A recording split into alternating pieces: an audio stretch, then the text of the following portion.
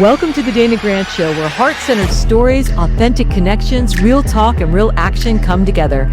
I'm your host, Dana Grant. I'm a life coach, speaker, and believer in the boundless power within every one of us. Each week, we're diving into raw, transformative conversations that not only spark healing, but growth and unshakable clarity. Because you know what? Your story matters. Your voice deserves to be heard, and your purpose is waiting to be fully lived. You're in the right place. Let's begin.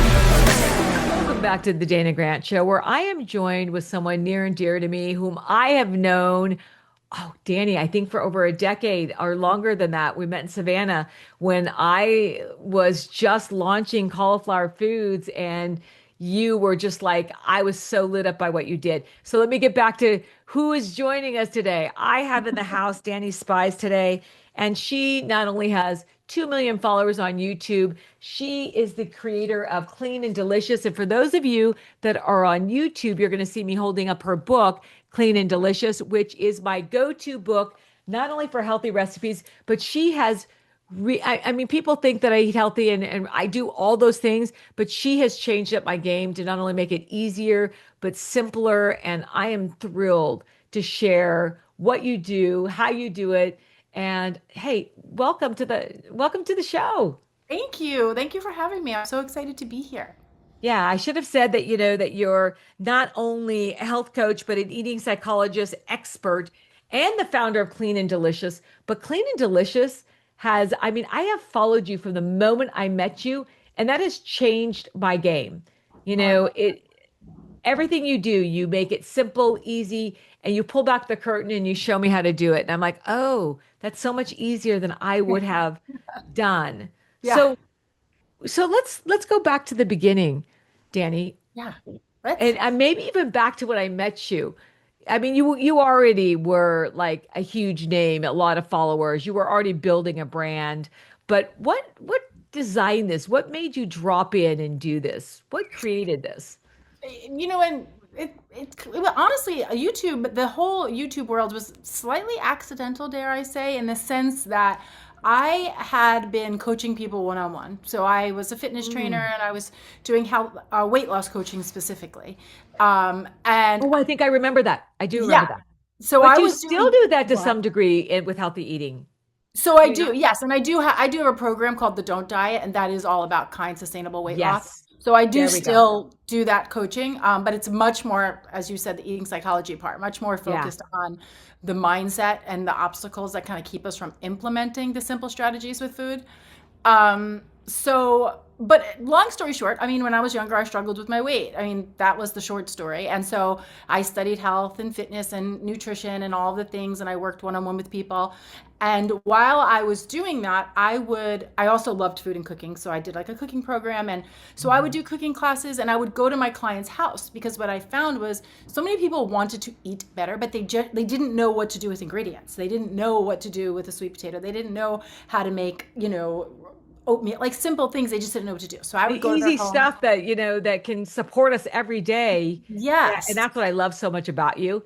Every time I go on Instagram, I mean, I have you like as my favorite. It gives me a new idea of, like you said, a sweet potato. I'm like, oh, I didn't think about that. Yeah. And it just Thank you. keeps me so it supports me eating healthy and well.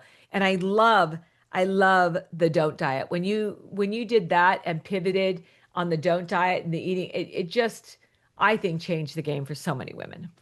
Yeah, they really go hand in hand. And I feel like, Yeah. for most women, we can't just talk about food without talking about our relationship to food, right? Yeah. Because it's so multifaceted. And so, sure, eating healthy, if you want to be scientific about it, it is simple, but the application doesn't always feel simple. And that's because we are not simple creatures, right? So Yeah. that's kind of, and again, a lot of this was just born out of my own desire. It was like what I would have loved to have, what I needed to learn, what I was looking for.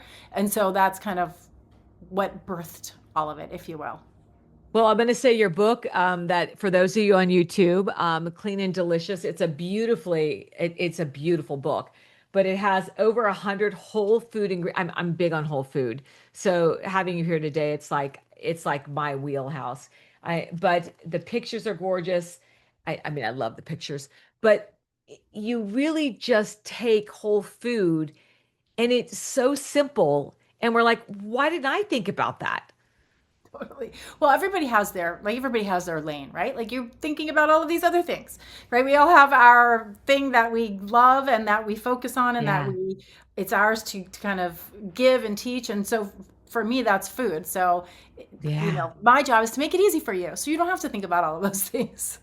Well, you know what I also love is that I've watched your children grow up through the years. I've Mhm. watched their snack packs and Totally. what you buy and what you support, and it just allows me. I'm like, oh, I'm going to do that too. Because sometimes we can just get overloaded with thinking that it's going to be simpler to just give them some money and go get a healthy lunch, but you make it so easy to do. I mean, I probably carry a water bottle now, and it's been years now. I even travel with it. Even the Camino was because you said, "Hey, this is a great way to do it." And I'm like, "Oh, is it?" And I stopped using water bottles and I started carrying my own water. I mean, for Yeah, years now. And that's it's good. yeah, all inspired by you. That's amazing, and it'll save you like a lot of money at the airport too. Well, it is true. I carry them everywhere. What do you think is the most important thing that we need to know about our bodies, eating healthy, and our relationship to it?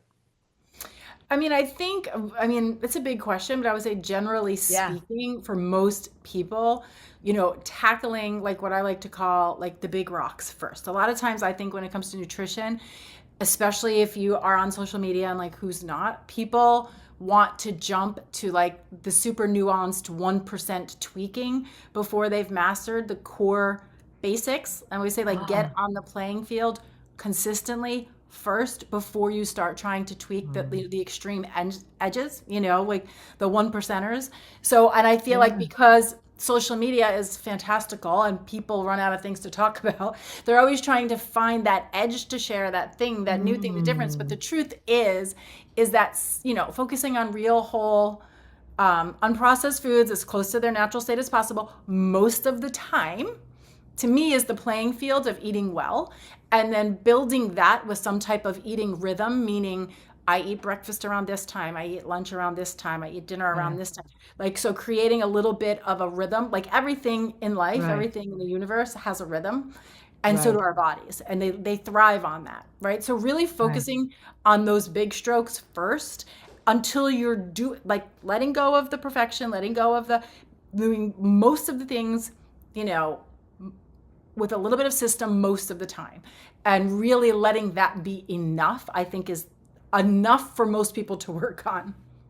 Do you think that's, like for me, I'm not a big breakfast eater, but I love dinners and I love treats after dinners and then, but I finally gave myself permission. It's almost like a fasting. I get up at 3 in the morning and I don't eat, and then I'll do a protein shake, and then I'll do, eggs and avocados, something for Whole Foods for lunch, and then for dinner it's chicken. I love chicken and turkey, and I'll do like little bowls that I've created, salad, and mix it all together. But in doing that, I have found that works for me, but I struggled for a long time with shaming myself because I didn't want breakfast. Yeah, well, I think that's actually a great point, right? Is like, so a big part I would say of the journey is yes, like educate yourself on the core, nutritional guidelines that have been studied long enough that they deem to be supportive to the human body, right? But Mm. don't make those guidelines your god, so to speak, right? Like take the guidelines, and then also you have to go inside. You got to go, okay, this is good to know. A lot of people say it's smart to start the day with breakfast, but I have found for myself, I don't prefer that. I actually feel better this way. And part of the Yeah. reason is because I like to do this in the evening, and that's something that I really get a lot of pleasure out of, right? So, like, leaving yourself out of the equation will never lead to sustainability. And I think that's what a lot of people Mm. do. They try to take the rules and the ideas, and then they, like you said, they should and shame themselves into trying to stick to this external plan without ever inviting the internal piece to the party. I love that. That's why I love the don't diet. It's like how and what where do you think, I'm going to pivot here. Where do you think the biggest struggle is for women and men too on eating healthy and showing up and just being sustainable, consistent with this? Because I find that most people can start and being a health coach, years ago, prior to creating cauliflower foods, keeping people consistent was the biggest struggle. I would say, I mean, again, multiple answers, but I would say one of the big things is too much information, right? So information overload and not picking what you're going to be consistent with, right? So I Ah, think yeah. the minute a lot of times people will commit to something that they're going to be consistent with, but the minute they run into a bump in the road, they use that as a reason to say it's not working, and then so we Ah, jump too much. So I would say that, and then having like too much information coming in, you're like, well, you know what, I'm gonna not eat any carbs, and then you live that lifestyle for 2.5 weeks until you have a craving, and then you're like, well, that doesn't work, let me do this instead, and then you jump into something yeah, else, so the consistency yeah, goes right out the window. I would say too much information and not being clear on what you want to commit to. And then yeah. once you choose something to commit to, being willing to commit to that through the obstacles. Because usually what happens when it comes to food and women and eating and overeating is that the minute we hit an obstacle, we make that mean it's not working, it's not the right approach, et cetera, et cetera. Right. When really the obstacle is the invitation, like the obstacle is the moment to put the pieces together. I like that. You see that pendulum swing, all or nothing, or like when people go to the store and they're buying everything healthy and all the whole foods, then they go home and they have nothing to eat. They have no snacks, they have no balance. And what would you say for those? Because I know you focus on whole foods, and for me it's easy because I love gardening, I love whole foods. It's always been a part of my life. But for the people that are listening and it hasn't been part of their life, and they're big on either processed food or takeout food. And I don't know if you remember, I gained a lot of weight on when I got really busy with work and I started traveling and takeout and hotels, and before I found out a rhythm of what I could do to make this work for me. But for Mm-hmm. those people that are listening saying, I can't make that work for me, all the whole foods, all the preparation, what do you have to say to them that can keep it simple and easy? I mean, I think step one always, again, it's like, right, thought precedes action. You need to always first go and say, what am I honestly ready and willing to do? Right? Not what Mm. should I do? What am I honestly ready and willing to do? Because maybe it's not give Mm. up fast food, but it's get the grilled chicken sandwich instead of the double cheeseburger.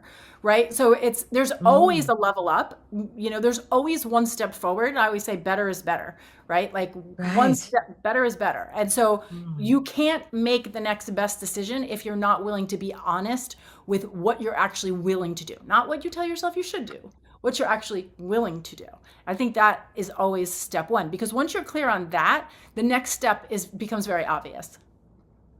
Well, beneath the food conversation, I had written down a question that drops in that you seem to work and feel deeply connected to self-trust and self-worth. Why do you think that plays such a huge part in eating healthy? Because and well, and this was my story for sure, because especially women, right, we're looking for the diet, we're looking for the plan, we're looking for the expert, we're looking for something outside of us to tell us what to do. And what happens is we detach from self to stick to the plan. We detach from our inner knowing, our inner wisdom, our intuition to follow a plan, Mm. rather than using the plan as information and a guideline, and then again going inside and saying, what do I need to tweak, adjust, make my own, so that this feels sustainable and doable for where I am and what I'm ready and willing to do in my life right now. Right? So it's like the minute Mm. you disconnect from yourself, that's where a lot of overeating and binge eating and things like that happen, because then you don't realize, but you're unconsciously doing things behind your own back. Right? That's what starts to happen. And you have to like be able to be Mm. with all of the parts of yourself, even the ones you don't prefer, if you want to be in like a truly unconditional relationship with self, which I think is like the baseline for healthy eating. I love that. So, what do you think women are missing right now when it comes to feeling good in their own skin? What are they missing? What are women missing when it comes to feeling good in their own skin? I mean, again, I always go back to we always think it's I shouldn't say, I do think most people think it's something outside. When I follow the plan, I'm going to be better. When I hit that goal weight, I'm going to be better. When I hit that fitness goal, then I'm going to be, and it's truly, it's a shift, right? So it's just that it's bringing it home first and making that internal shift first. And what I've seen in so many women is that it is like kind of taking off the like self-critical glasses. It's taking off the harsh inner talk, and it's really Mm. being willing to say like, we're good. Like, we're good. What would we like to do next? Nobody is Mm. going to make you better or more worthy. No food plan is going to do that. No number on the scale is going to do that. So if we could just let that all be our starting point, now we can ask ourselves, what would we actually like to do? So the people that are listening to this right now and they're like, I want to do this and I've always wanted to do whole foods and I'm going to go buy the Clean and Delicious cookbook and the recipes in there are simple, easy. I love them. I love them.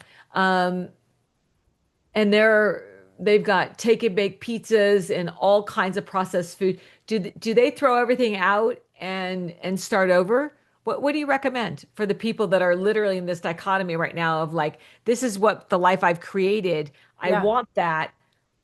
Where's the So, bridge? I, to me, I'm a big fan of, yeah, taking the next easiest step, right? So to me, I'm not throwing the pizza out, but what I'm doing is I'm eating the pizza with salad, right? Or maybe I'm sauteing some onions and Mm, peppers and putting that on top of my pizza, right? So we're leaning into that which we desire, but we're not mm. just like, it's the all or nothing that I think needs to go away, because I feel like what you Ah, want to do is, the thing is, when we try to shame or guilt or all or nothing our way into these decisions, you go into it with this like push forcey energy.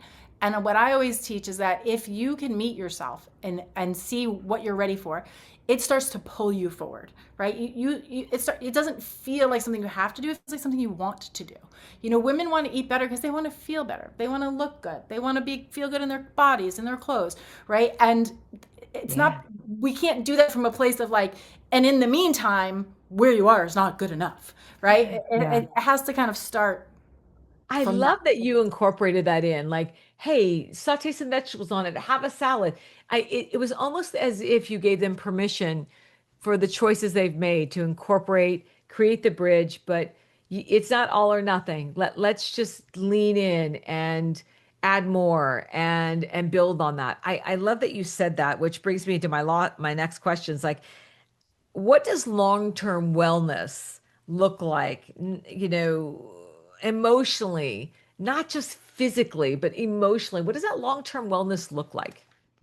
So again, I kind of I come back to the same core principle, because to me this is what is the core of it all. To me it's the healthiest piece of wellness is the relationship that you have and cultivate with self, right? It's Mm. the inner dialogue. It is how you meet yourself. It's what do you do when you make mistakes. It's how do you talk to yourself when you want to be somewhere that you're currently not, right? Yeah. Can you meet yourself where you are and have a desire to change without making where you are wrong, right? So to me that is the core, because the thing is, when you're coming from this place of true self-care, then you will make decisions that support self-care. When you're coming from like self-loathing and self-judgment, you will like work against yourself. You'll just do, you'll ignore hunger signals, you'll do crazy diet plans, you'll all of that kind of stuff that leads ultimately to either overeating, binge eating, or just not being able to sustain whatever it is you're working on. Right. So many people feel stuck in the starting over cycle. Like, I got to, the I mean, look at how many women, I think with the averages is what, 35, 55. I'm not even sure at this point of diets that they've tried. And they keep starting over. I love the fact that you bridged in, utilize where you are, add to it. And I guess my question is, what is the first shift that you could encourage them to make today? If they're listening to this and they can make a choice and decision today, what can they add in and do? So I always go thought, where I always have to go to the mind first, because that's just how it works, right? Like thought precedes Yeah. action. So to me, people that are always starting over, they don't know how to deal with the obstacle. They don't know how to deal with the fail, the setback, the I didn't do what I said I was going to do, right? It's Hmm. how do you meet yourself in the moment when things didn't go as planned? How do you meet Mm. yourself in the moment when you're not acting in accordance to how you want to be showing up? And usually what happens is we check out, we self-judge, and then we're like, okay, we're going to start fresh. Yeah. But to me, the real the that how you stop starting over is by paying attention to the places you want to turn away. Because that is Right. where you don't need to learn how to eat well. Most women know this. You need to learn how to not turn to Mm. food in times and places when you don't want to be, or like whatever the habit is that you want to be changing, even if it's not overeating but eating a certain quality of food, right? It's like, well, what is it that's like, what's triggering that desire? Like, we have to know thyself. You have to understand yourself, and in Mm. order to truly understand yourself, you have to be kind. I mean, that's really what it Yeah. comes down to. If you're meeting Yeah. yourself harshly, you will not be revealed to yourself. Oh, I love that. So, how do you think diet culture disconnects women from their intuition and their confidence? How does diet culture impact them? I would say one, it focuses way too much on like an end game rather than like a cultivating of the inner game, right? So when you're constantly focused on getting somewhere, you're not it's like we can't really, even if say you have a goal weight, right? And you want to lose Yeah. 15 pounds, you can't really control to a T exactly how that's going to happen. But all you get to control is how you show up in that day, how Right. the actions you take, how you engage with yourself, how you handle situations, right? So the more you Yeah. cultivate that day to day, the actions you take, the thoughts you think, the way you meet yourself, the better you. It's this I always say to people. It's not that deep. It's just a skill set. It's just a skill set. Mm. It's like if you wanted to learn Chinese, right? Like it's Yeah. people. I think sometimes we get like, yeah, it's like deep, and it's also not that deep, right? It's like Yeah. you're not incapable. You're not worthy. You're not any of that. You just have to get better at a skill set. And if when you can take all the drama out of it and be willing to Mm. just look at what's working and what's not, then you have an ability to meet yourself where you are with what you're ready to do Right. and take a step forward. And I also What? think too, I will say this, focusing on how you feel, right? Like Yeah. again, when it comes to dieting, people will do things that make them feel horrible in the name of trying to get somewhere, but you're trying to get there to feel better. So you need Yeah. to do things in the moment that feel better. Yeah. I mean, isn't that crazy that and we do it over and over again. What would you say, Danny, is your biggest challenge? And I mean, here you've created this world of healthy eating and sharing and doing and process. What is your biggest challenge, your day I to mean, day? my biggest honestly, is everything that I teach, and so it's funny because I don't really struggle so much with my weight or overeating or any of that anymore. That's really not a struggle in my life anymore. But now, like I turned 50 last year, and so I'm working with a fitness coach. And I work on fitness goals, and it's an invitation to do things differently than I've done before. It's a little more Yeah. intentional, right? It's a little Yeah. bit more like I was always more of like the healthy eating, intuitive eating, right? But working on fitness goals, it's a little bit more structured and intentional. And I think for me, it's always the mental. Like, I mean, I pay this woman all this money, and yet I still think I know better than her. And I don't. Not for this goal, right? Because like I always Yeah. say, it's harder to unlearn than to learn. And I've Yeah. worked so hard to think Yeah. about food in one realm, and so starting to shift that as I'm shifting, as in my Yeah. age, in my how I feel, like, goals Oh yeah. my goals have changed, things I want to focus on have changed, right? So it's like, again, it's always going like, Mm. okay, how do I? It's to me, it's always working to align yourself with what you want to do, like, and then practicing becoming the person who actually does those things, right? Like Right. whenever we're trying to get to another level, whether that's lose 10 pounds, gain 5 pounds of muscle, whatever the fitness goal is, or even if it's just leveling up the quality of the food that you're eating, right? You're Right. inviting yourself to do something differently.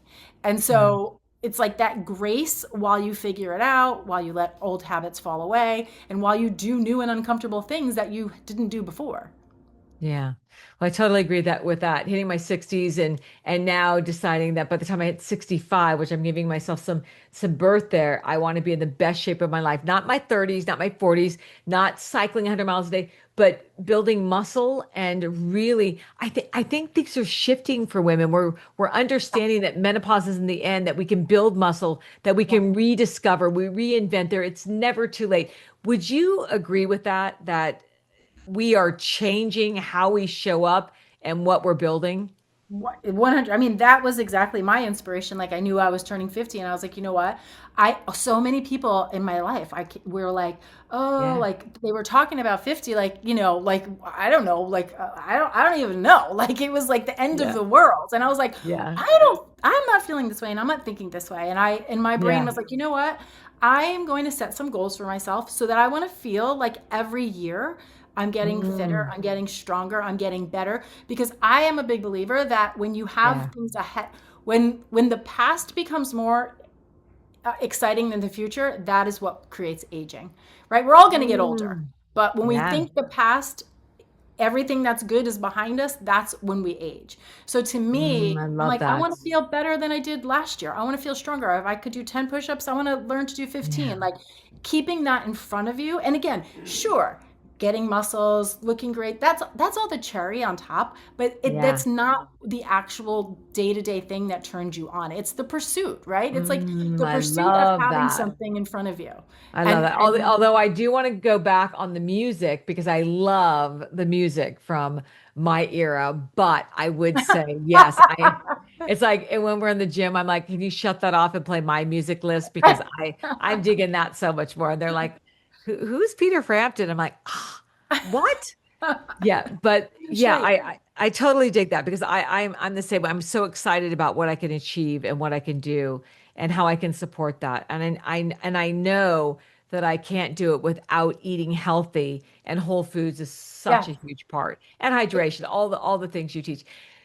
What do you think? I wasn't going to ask this, but it just kind of dropped in. GLP-1s, where does that come into health, eating healthy and how do you feel about that with the I think that it's like it's a tool, right? It's like a tool. I think that if someone's going to use a GLP-1, it's extremely important that you have your core habits in place if you're really trying to do it from a place of longevity and health, right? If you're right? somebody that just wants to get skinny and that's all you care about, GLP-1's going to get you there and it's going to get you Yeah. there probably pretty fast and easy. But if you want to do it in a safe way for longevity, I think you need to have some type of training plan in place. You have to make sure that you're working on your muscle development. You have to be making sure you're getting enough calories. You have to make sure you're prioritizing protein because the last thing we want as women, over 40, 50, 60, whatever, is to be weakening our overall system just Yeah. in the name of being skinny because now we're missing the plot. Yeah. I think that I said this in my book or maybe a while ago that skinny used to be my focus. How skinny could I be? I mean, with an eating disorder most of my life. I mean, if I hit 130, it was like I was freaking out, and I'm pretty tall for that, with size 12 feet. But now it isn't about being skinny, it's about being healthy. How healthy can I be? How much muscle can I build? And Yeah. it's a whole different relationship. And I think when we had that, and you just said it over and over again, that if we change our relationship to self, we change our relationship to the external, which is food, and our relationship Yeah. to it, and how we emotionally connect and support ourselves. Love Yeah, that. and I will say too, if just in case anybody is, thinking about doing that, I think it's a very helpful tool could be to get a DEXA scan before you start or when you start, so A that you DEXA can scan. physically see your body fat percentage next to your lean muscle mass percentage, and you know that, and then 6 months down the line to retest that to make sure that you're not muscle wasting, that the weight that you're dropping is not lean muscle, because that is Right. what you want to avoid because it takes a lot of hard work to build that muscle, and you Yeah. don't want to just let it wash away in 5 6 months in the name of losing weight, because that is not the weight you want to lose. Well, let's address that. But what about the people that didn't know that and didn't do the scans, did the early Ozempic and the medicine and lost the muscle, and now they're like, "Oh my God, what do I do?" What do you have? What do you say to That's them? I would say that no, you're just going to get yourself refocused, right? So you do the same thing that you would have been doing, Can which they is you. rebuild the muscle? Can they do it? Absolutely, you can. I mean, you just have to. I think it comes down to solid nutrition. You do have to have some type of training plan. You have to make sure that you're doing some type of strength training. Preferably with progressive overload where you're getting stronger over time, right? So Right. that you're tracking in some way to see that, okay, I am getting stronger. Last month I was lifting this much weight. This month I'm lifting this much. Last month I could Love do it. 5 push-ups. Now I can do 8. Prioritizing protein, fueling your workouts, making sure that this is what I would say about the GLP-1s, because I know it does like lower people's appetites. You want to make sure that you don't go into like a place of undernourishing yourself. That's really what it comes down to. So if somebody's already in that place, I would say, okay, no problem. Now you just got to get a plan in place. And like, here's the truth. If you need just like the simplest baseline, go to ChatGPT and just say, like, give me a baseline to get this going, because you need some kind of plan Mm, to get that straight. I mean, sure, everybody could then get a more of a, advanced program or work one-on-one with somebody, but you want to give people like the next step forward, and a tool like right. that can at least give you somewhere to start, because you Love don't that. want to keep going in a place of your body breaking down. You want to be building your body up. Love that. I love that. And I know a lot of women that have dealt with that are have shame around that and they don't know where to start. And I think that's a great place. Put it in, start at a baseline, start Totally. there, and then expand. I love this conversation so much. I think so many women that are listening are going to benefit from this. What do you have to share that I haven't asked yet? What would you like to share that we haven't covered that you think is relevant to your book, to who you are, to what you do? What's the most asked question maybe I haven't asked? Um, it's funny. I feel like we covered a lot of good information. I would say, I would just say that I think, like, especially if we're speaking about like women in our second halves of life, right? Is like, it's really taking that.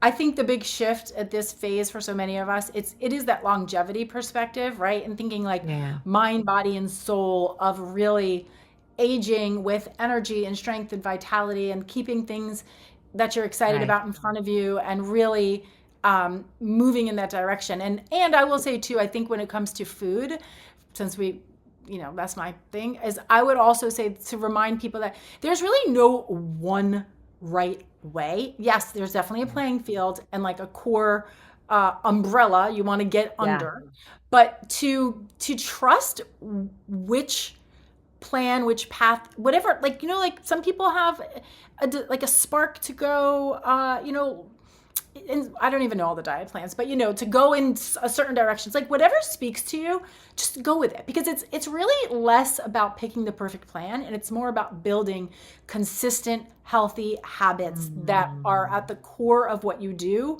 day to day most of the time. And then once you're doing that, then you can play and tweak on the edges. But I would say that it's like, pick something, stop doubting and questioning yourself, work through the obstacles, and focus on consistency. love it. I love it. Okay, where can people find you? What do you got going on? Do you classes? I know we've got the Clean and Delicious book, which I love. You've got your YouTube channels. I mean, you had millions prior when I met you. I was like, oh my gosh, she's famous out there. But well, I think what you do is you break it down and it's so relatable. But where can people find you? Where can they connect with you? Where do you hang out?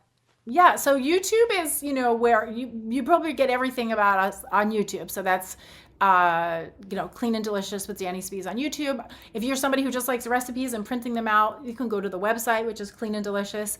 If you're somebody who likes to chat and interact, Instagram, like I love a DM, I will chat with you in my DMs. And then I also have a program called the Don't Diet, which is, about Yeah. teaching people, women, a kind, sane, sustainable approach to permanent weight loss, where we speak much about mindset and rhythm and all of that versus just like another diet plan. So any of those, you will find me. They can find you. It wouldn't take Yeah. much to Google you and find you. Although I said Dani Spies and it's Dani Spies. I did Oh, it that's okay. again. It's I spelled did it. spies. Everybody says spies. I don't even hear it. Yeah. And I'm like, oh my gosh. But for me, it's like, Dana, you did it again. It's like I'm notorious for mispronunciating last names. I mean, it just must be my curse of this life. It's like, I did it again. Spies instead of spies. I think, yeah. What a blessing and what a treat to have you here today. It's so good to see you, number one. You're such a beautiful human. And I'm going to encourage everyone to go and get the Clean and Delicious book because it is one of my favorite books. I used to gather cookbooks and then I just cleaned them all out because I love organic food. I love creating my own. But Yeah. this one, was a keeper. It was simple, easy, and when I don't want to I can just go to it, and it makes it. I just believe in keeping it easy. It's like Yeah, there's a hard way and an easy I agree. way. I'm with Yeah. you. The And a easier the difficult better. cookbook is like, wow, that looks amazing. But yeah, I'm not going to do any of those processes. And no, Totally. no. But thank you, Dani, for being here. And I look forward to not only connecting with you again, but everybody, you can find her out there on YouTube, get the cookbook, follow her on Instagram, and you're just, yeah, you're a blessing. You're a gift. You're a gift with not only food, but how you show up and support consistently. You said that word a lot, and I'm going to say you are consistent with how you show up. Love it. Thank you. Well, I'm going to offer that right back to you. I appreciate it. All right. Everyone, thank you for showing up for the Dating Grant Show today. Until next time, make sure you download this. You're going to want to listen to this over and over again because I believe it will support you a long time to come.